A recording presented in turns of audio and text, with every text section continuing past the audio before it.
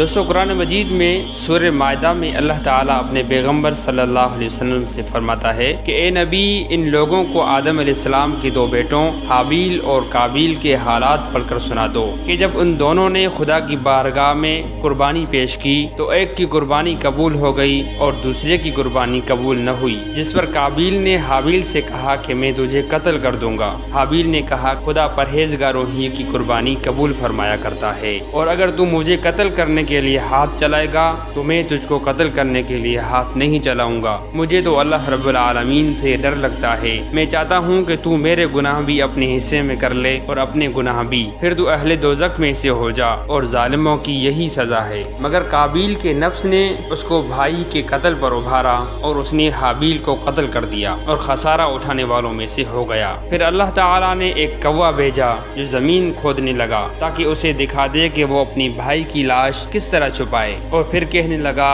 ہائے افسوس، میں اس کوے کے برابر بھی نہ ہو سکا کہ اپنی بھائی کی لاش چھپا دیتا۔ پھر وہ نادم و پشیمان ہوا۔ دوستو روایات میں ذکر آتا ہے کہ آدم اور حوا علیہ السلام سے صبح کو ایک لڑکے اور لڑکی کا جوڑا پیدا ہوتا تھا اور شام کو بھی اسی طرح ایک جوڑا پیدا ہوتا تھا۔ پھر پیدا ہونے والے ایک جوڑے میں سے ایک لڑکے کی شادی دوسرے جوڑے سے پیدا ہونے والی لڑکی سے کر دیتے، اور پھر ایسا ہوا کہ قابیل کے ساتھ پیدا ہونے والی لڑکی انتہائی خوبصورت تھی، جس کی شادی دوسرے جوڑے سے پیدا ہونے والے لڑکے حابیل سے ہونے والی تھی، لیکن قابیل اپنے ساتھ پیدا ہونے والی لڑکی سے شادی کرنے پر بضد تھا۔ حضرت آدم علیہ السلام نے قابیل سے کہا کہ حابیل کی شادی اپنے ساتھ پیدا ہونے والی بہن سے ہونے دے، لیکن اس نے انکار کر دیا، تو آدم علیہ السلام نے دونوں کو قربانی کرنے کا حکم دیا۔ چنانچہ حابیل اور قابیل نے اللہ تعالیٰ کی بارگاہ میں اپنی اپنی قربانی پیش کی۔ حابیل نے اپنے ریوڑ سے موٹی تازی بکری پیش کی اور قابیل نے اپنی زمین کے فصل سے غلہ پیش کیا، اور پھر اللہ تعالیٰ کے حکم سے آگ اتری اور حابیل کی قربانی کو کھا گئی۔